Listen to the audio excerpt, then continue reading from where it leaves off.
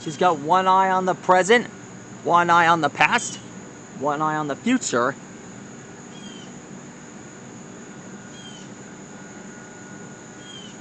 And the potential to whiplash you into shape. Full of mighty dexteras, Miss Fitwell. This gym teacher has been on the dexteras ever since season 3. She's been exercising and training her fellow comrades to become stronger, which helped James Montgomery Flagg into the quarterfinals. And he's been training and gaining victories against wrestlers like Captain Carpel and Billy Batboy.